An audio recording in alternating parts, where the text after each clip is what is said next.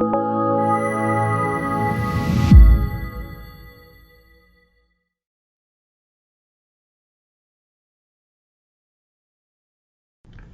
I'm Jacob Hornberger, president of the Future of Freedom Foundation, and this is this week's issue of the Libertarian Angle. The show, as many of you longtime viewers know, brings you the libertarian perspective on the burning issues of the day, and you can get more information on FFF if you're new to the Future of Freedom Foundation at fff.org. And I'm joined, as I am every week, by Richard Ebeling, former president of the Foundation for Economic Education in New York, former Ludwig von Mises Professor of Economics at the Citadel, former Professor of Economics at the University of Dallas, where I met him many years ago, and currently Economics Professor at the Citadel. Richard, how's that for an introduction? It's a great introduction. I sound so former, but it's good to be with you and our viewers and listeners once again. Yeah, likewise. All right, in the presidential debates on the Democratic side, of course, there was a big brouhaha over Kamala Harris's attack on Joe Biden regarding some comment that Biden had made regarding some friendships that he'd had with segregationists. But in the context of this brouhaha, Harris brings up busing. And she explains that how when she was a child, she was bused from one school to another in California. So that raises an interesting question, Richard, is what is the libertarian position on busing? And so let me start out and give you my perspective, and then I'll do as I do every week. I'll toss it over to you. But there actually is no libertarian position on busing any more than there's a libertarian position on whether kids should and students in public schools should have uniforms, or what the dress code should be, or lockers subject to search, what are the conditions, and so forth. And there's a simple reason why libertarians don't get embroiled in these controversies over how the state's public schooling system should operate. And that is because we don't believe that the state should be involved in education at all.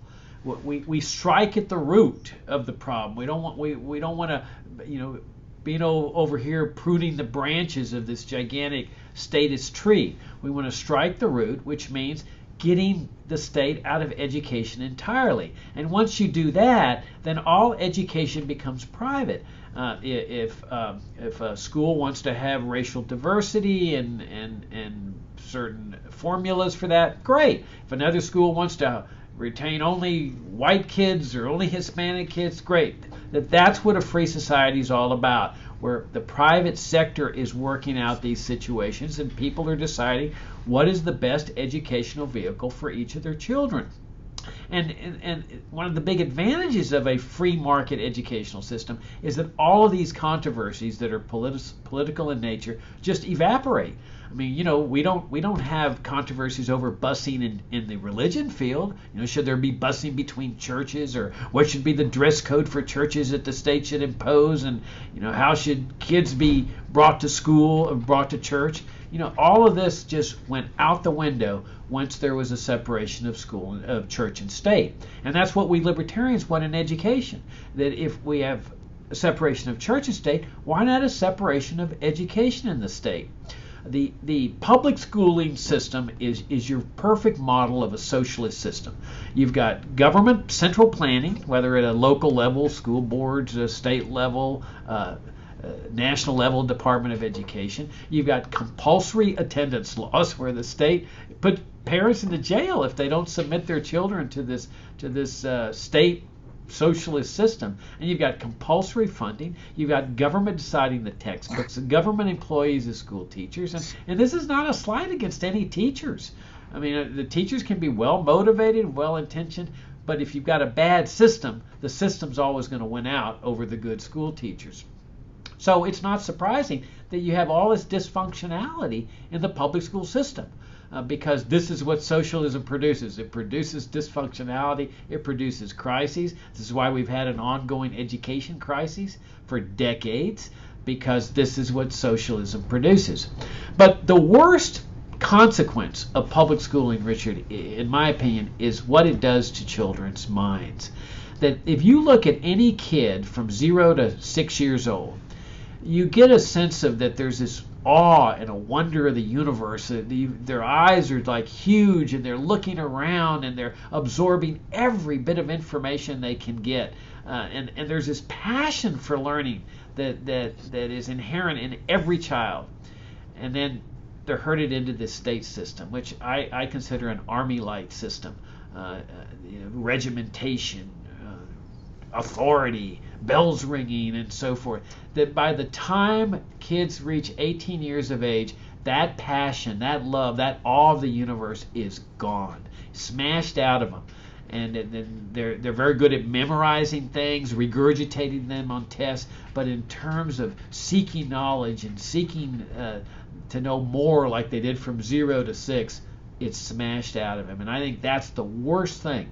And of course, a lot of kids, they sense that something's wrong when they're going through this system. I mean, it's like a soldier that's conscripted into the army. You know, a lot of them know something's wrong. Now, most conform. I mean, people learn very quickly when they're drafted, and in public school system, you conform, you get along, you memorize, you regurgitate, you get good grades, you're going to be fine.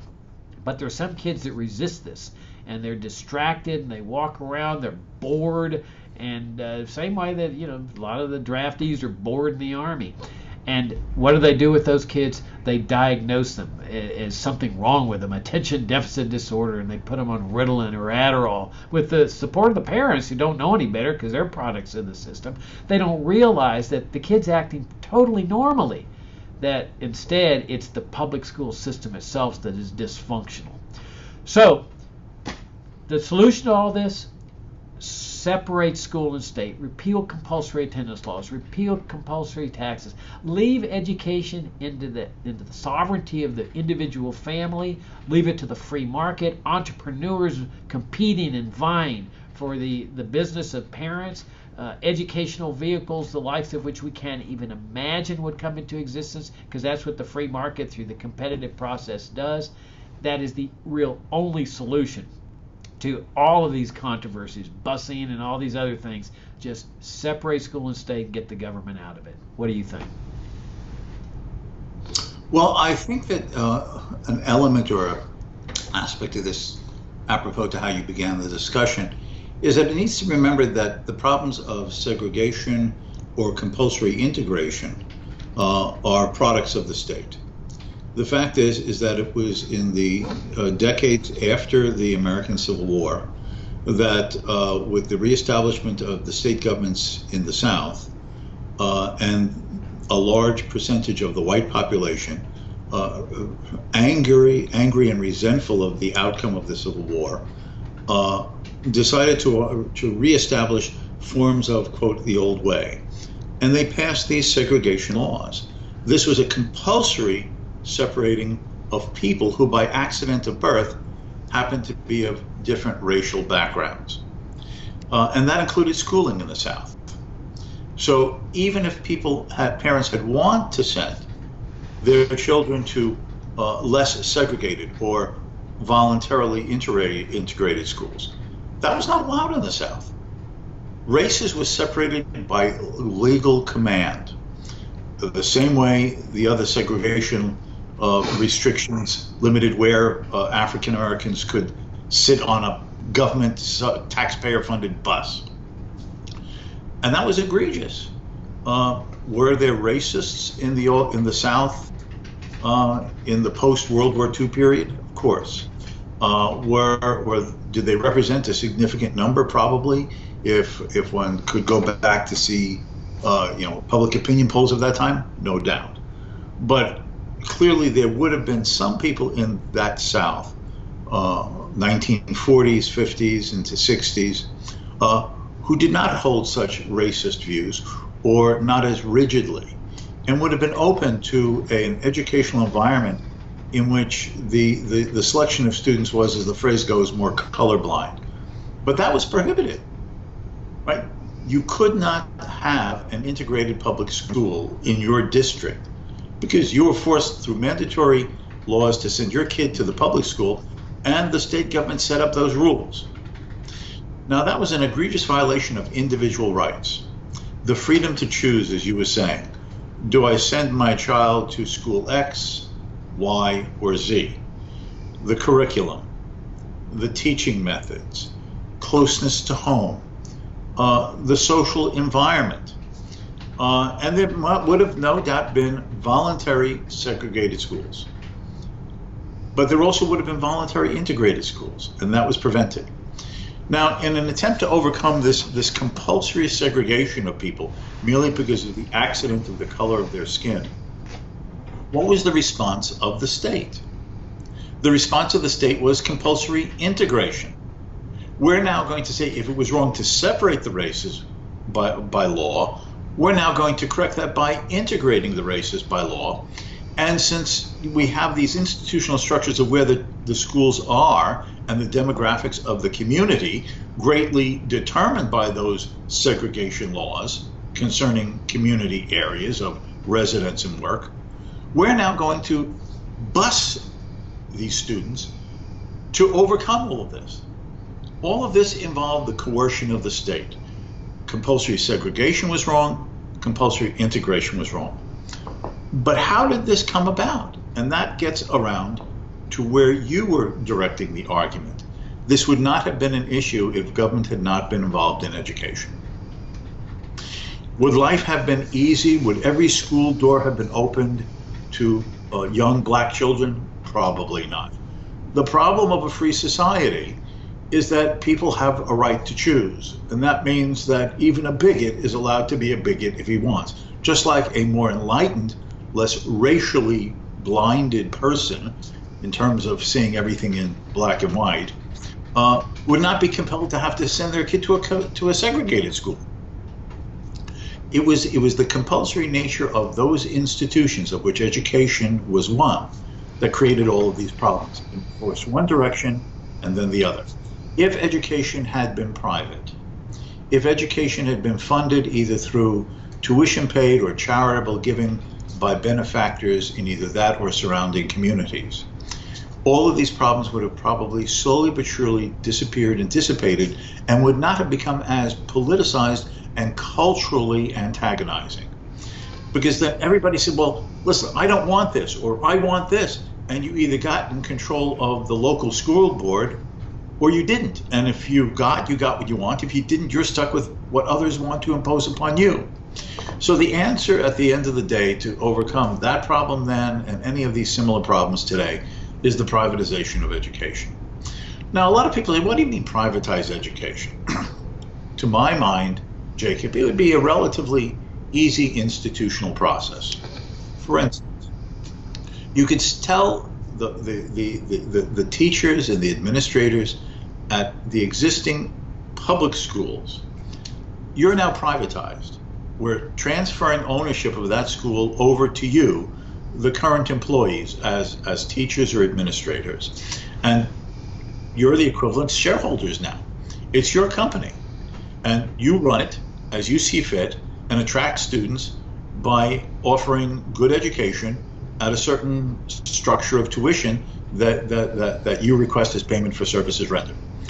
Or you could sell these schools off at public auction, and they could be bought as standalone schools, or they might be bought by a larger, let's say, national company that had branches or franchises, so that you'd have the national brand name of some private educational corporation. And then they would all be set free to compete.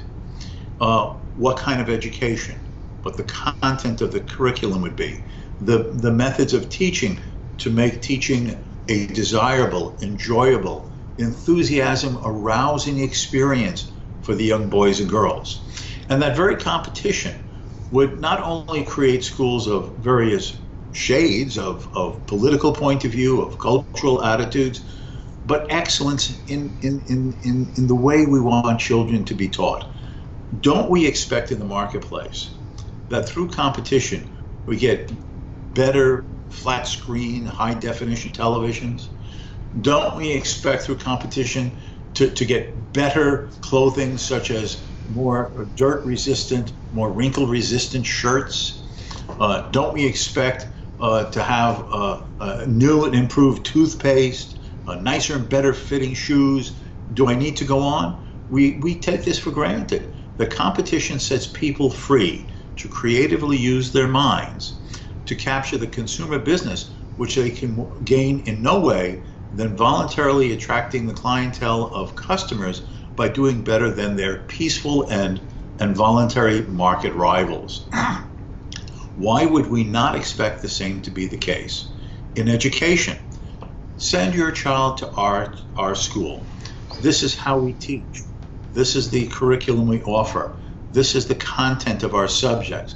This is the environment and cultural setting we try to give to the child, thinking for today and to prepare him for the years ahead when he goes on to another institution of learning or goes out in the world to earn a living. All of these things would be the part of the competitive process. We would also see that the cost of education would go down. We take for granted that the price of cell phones, of flat screen TVs, of numerous products offered on the market create the innovative incentives to make better products at lower costs of production so they can be sold to the consumer for less, and the entrepreneur hopefully still earning a profit by doing so. Why would we not expect the same thing to occur through education? Better education, improved education, and lower cost education. Some people would probably respond, but how can people afford the tuition? Well, along with abolishing government education, Jacob, would not the other side of the coin be the abolition of all the taxes now collected for and targeted for education? Sales taxes sometimes go for state education. Property taxes sometimes do.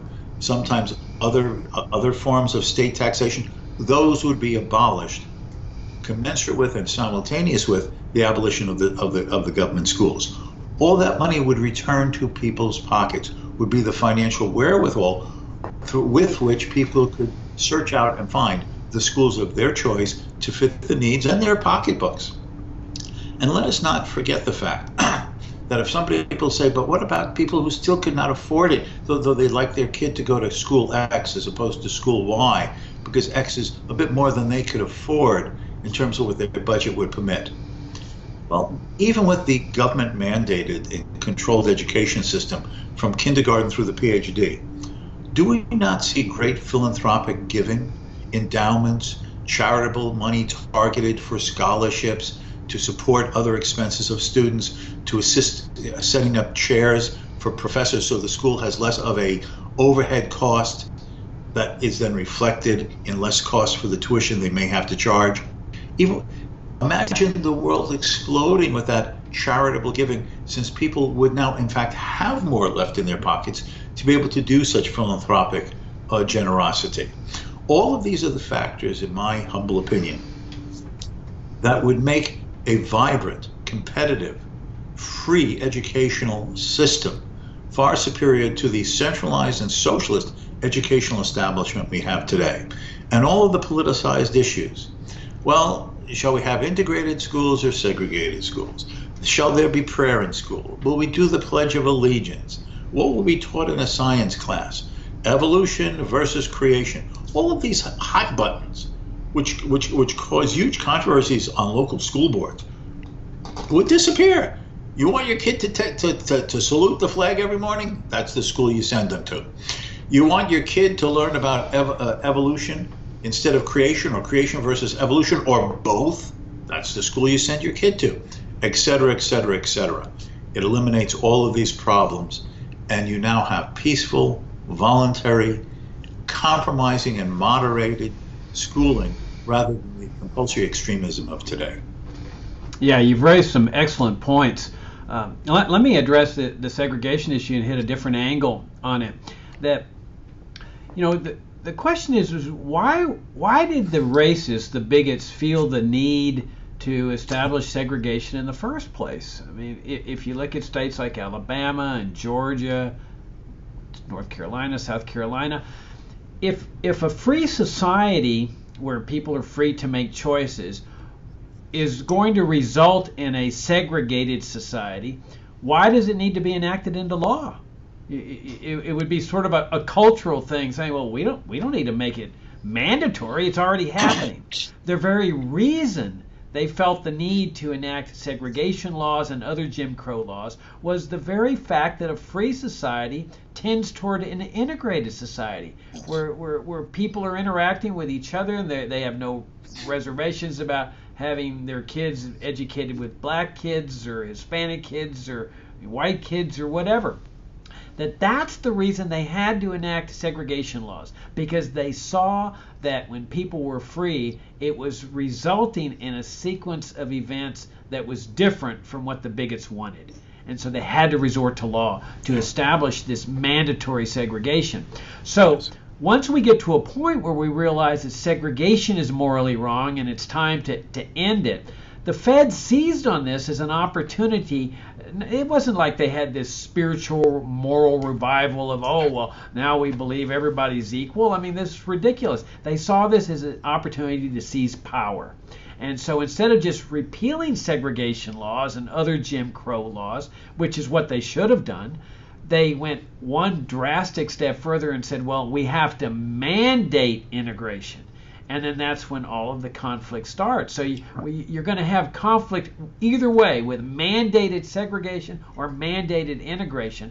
Why not just a free society where people are free to make choices on freedom of association, liberty of contract? They decide for themselves, how they want to make their choices in life. Some people might have a bigoted restaurant, whites only. Well, then social ostracism, boycotts, all of a sudden those people start going out of business. But at least then, as you point out, the bigot's got to have a right to be a bigot, even though the rest of us may disapprove of that. And that when you try to suppress these choices through mandates, you end up creating a pressure cooker environment where the bigot's going to look for some kind of violent outburst to exercise his bigotry. And so education is a perfect example of this, as you point out, that if you have a private educational system, that is one where the state plays no role at all, then people are making these choices on their own in the marketplace. The bigot may choose a bigoted school, so be it, but the tendency will be for people just to choose the best educational vehicle for each of their children, and the tendency is going to be not to worry about race as part of this process. The only question is, what is the best educational vehicle for my child? And each child is different. Families discover that very, very early on, that even within the same family, the same upbringing, children have different interests. They can be as different from each other as night and day. So one child says, man, I'm into music. I want to spend all my time just learning music theory and playing the piano and learning the guitar. So, hey, let's look for music schools. And all of a sudden, all these entrepreneurs are vying for their business, saying, hey, look at my school, look at this school, look at this school. Or you may even have a workplace school where you take your kids to work and your place of employment has the teachers right there, where you can have your children right there at work with you. The thing is that the free market brings into existence things that nobody can even imagine. Because that's the discovery process, is what Hayek called it. Competition is a discovery process where entrepreneurs bring into existence things that nobody can imagine. But the important thing is that each child is able to seek out the best educational vehicle for himself. That might be school, that might be online stuff, that might be homeschooling, it might be a variety of things, tutors or whatever. But this is not a burden on a family. This is an opportunity for a family to help that child become the best of whatever that child was meant to become. And that's the problem with this regimentation and totalitarianism, really authoritarianism in the public school system, is that it diverts children from finding what their meaning in life is, what their purpose in life is. There's a lot of kids that discover early on what they want to do in life. And I think that's part of childhood, is discovering what you're passionate about and then hopefully finding a job that does that. This coercion, I think, detracts from that. It causes children to deviate over into paths that they never planned on doing, and they lose that sense of, what am I here for? What am I best suited for? And some people, unfortunately, never discover it. Others discover it in their 20s or 30s and say, oh, well, this is what I was really meant to do. And it was that coercion that deviated them from discovering that early on. Well, I think the important point that you raised is that, and it explains the segregation laws of the South and the apartheid laws in South Africa originally.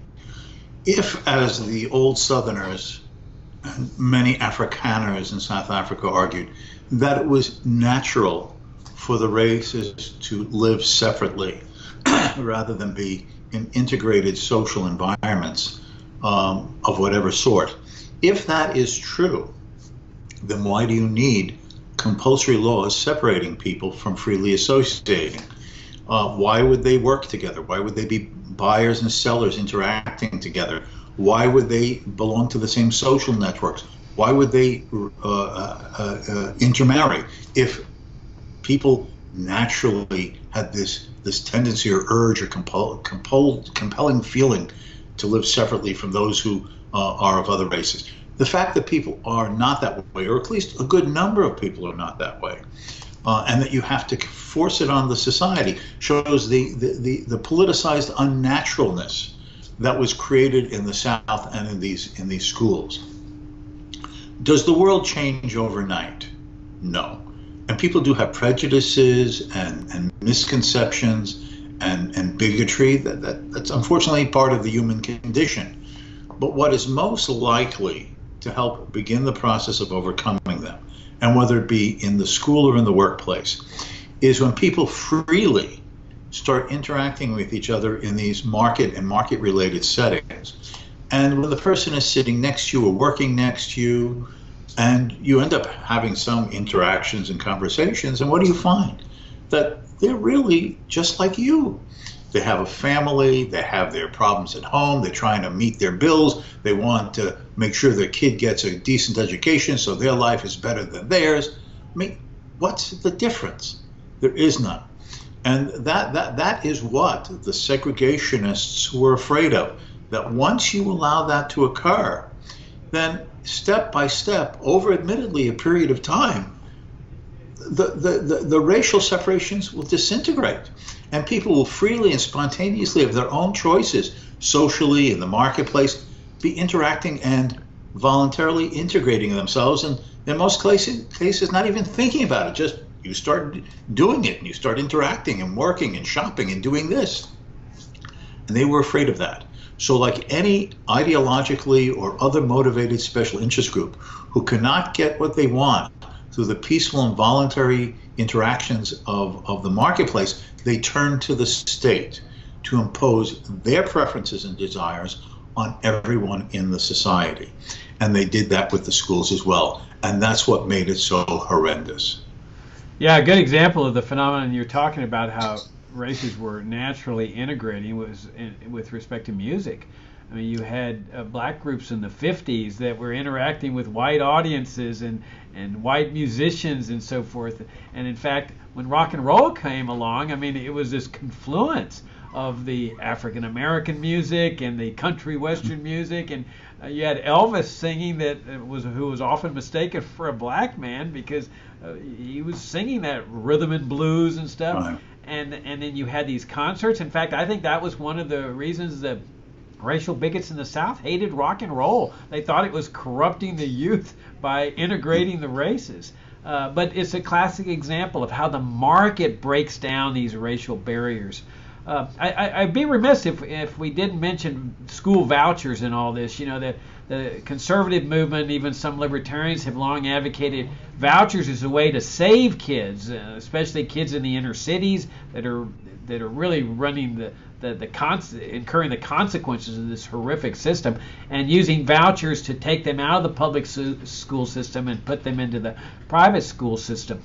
But actually, this is just another welfare state socialist plan. It relies on taking money from one group of people through force, the taxation, and giving it to these private schools to fund people to whom the money doesn't belong. And that is not a solution. You don't fight wrongdoing with more wrongdoing. This is a classic example of what the French free market legislator in the 19th century, Frederick Bastiat, called legal plunder. You got to fight with freedom, and is that difficult, making the case for the separation of school and state? Absolutely.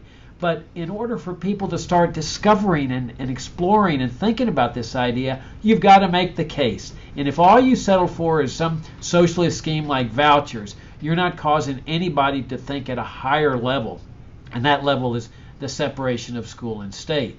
And not to mention the fact that, contrary to what voucher proponents were saying in the early days, vouchers actually put the state more deeply involved in the educational process, because you now got private schools that are dependent on this dole, and moreover, that with the dole comes strings and controls and regulations. So you even have the pathetic situation now where voucher proponents are saying this is a way to improve the public school system through choice and competition, as compared to what they were saying in the early days, saying, well, this is a way to get rid of the state, which of course it never was. But again, what we have to do if we want a free society is get rid of these infringements on freedom. That means striking the root and arguing for the separation of school and state, the same way our ancestors successfully achieved separating church and state. Yeah, I'll just sort of add one other thing to that. There's so much talk in our society today, and it involves the schooling issue as well, obviously, of identity politics, gender, race. Somehow this defines you, this determines who you are, how you should view yourself vis-a-vis others on collective and tribal bases. This is not what America was founded on. The American ideal, as stated in the Declaration of Independence, however, inconsistently, the founders may have lived their own personal lives. The ideal upon which the country was founded was that all men are created equal, that everyone is endowed with certain unalienable rights, among which are life, liberty, and the pursuit of happiness. This was not meant for those of European ancestry. This was not meant for Protestants as opposed to Catholics. This didn't mean people who spoke English as opposed to German, French, Spanish, Swahili, or Chinese. It meant all people everywhere.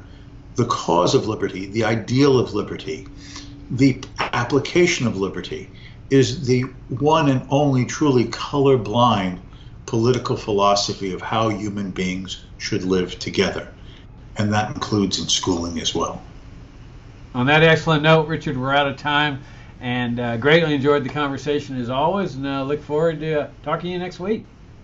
Until next time, you take care. Yep, thank you all for tuning in, and thank you for your great support. By the way, we're doing a mid-year fundraising drive. We're trying to raise FFF's image and profile among a wider audience of people, to try to bring these perspectives to the awareness of a larger group of people. We could certainly use your help with this. The more people who are exposed to the principled case for liberty, the better chance we have for achieving that free society. So we greatly appreciate your consideration, and we look forward to seeing you all next week.